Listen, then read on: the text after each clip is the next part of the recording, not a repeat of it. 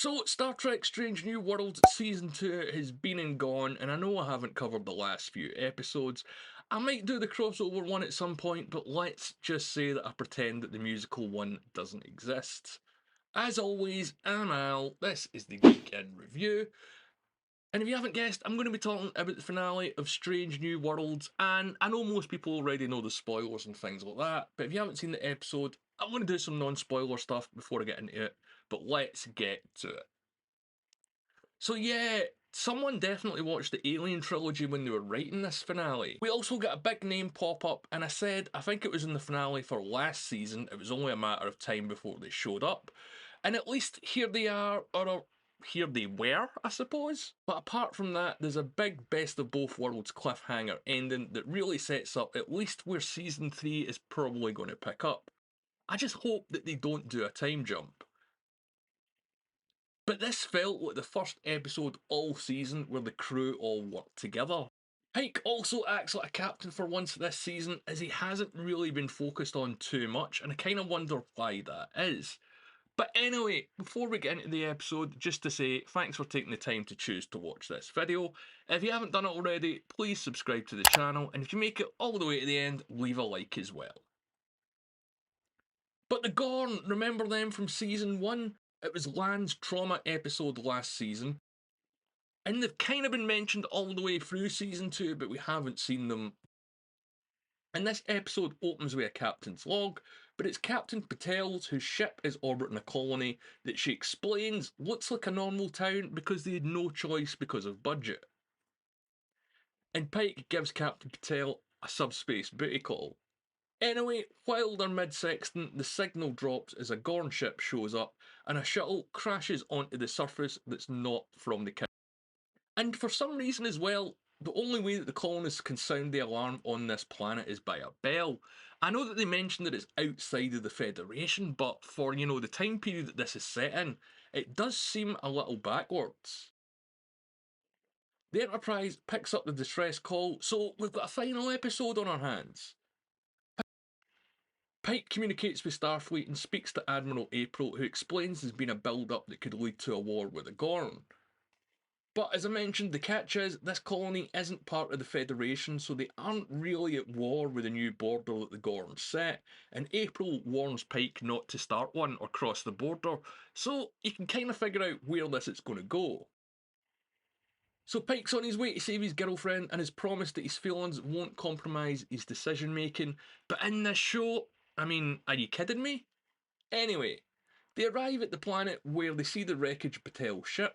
Now, the Gorn are blocking all scans, comms, and the ability to transport, so it's shuttle time and rescue mission time, and looking for smoke signals apparently. The Gorn send a message detailing the new border, putting the planet on the other side, so his girlfriend's behind enemy lines for Captain Pike.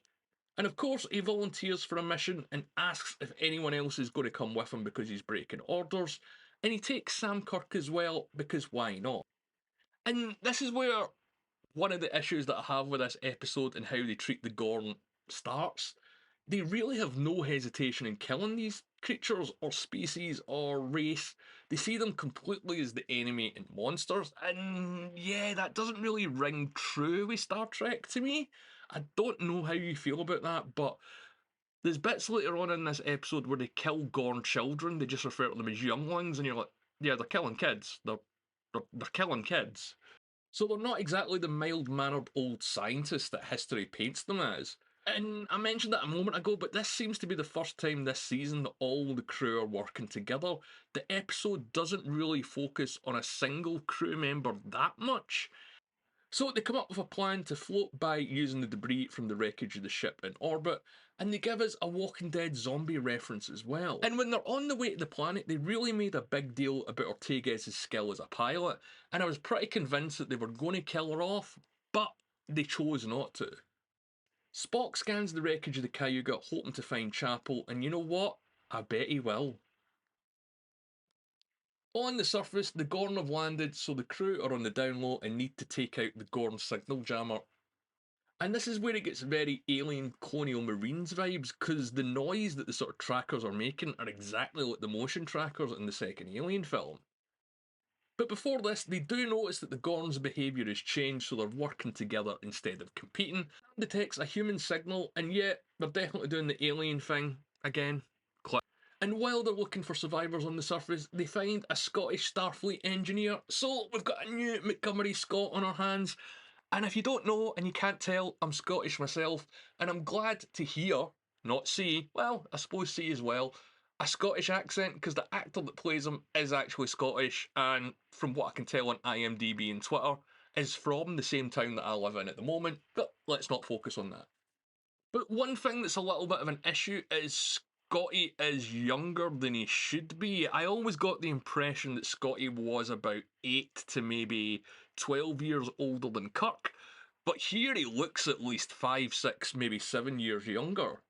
And I do think this is the best Scotty in terms of Scottish accents that we've ever got, but I might do another video on that, so subscribe to make sure that you don't miss it. But Scotty isn't from the colony or Battelle ship, he's from another ship that the Gorn attacked, and he's the one that made it to the planet on the shuttle and the only survivor. So I really hope that they don't do Scotty Gorn trauma next season. But anyway, they still need to find their way off the planet. Scotty has come up with a defence because of course he's Scotty, and Battelle has been infected with the Gorn, so she's only got about 36 hours left to live. And yet, they do the whole Alien 3 thing here where Ripley gets infected and they leave her alone, and that's exactly what happens with the Gorn as well. So Pike's crush can't go home, she volunteers for a suicide mission to allow the others to escape while she destroys the jamming beacon. So Pike's going to get more trauma in season 3 because of this, probably.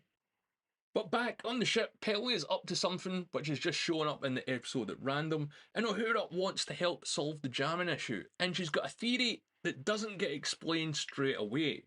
But they've worked out where the Gorn's jammer is, but they don't really give any scientific explanation about what they're going to do to solve this issue, and remember, they can't start a war.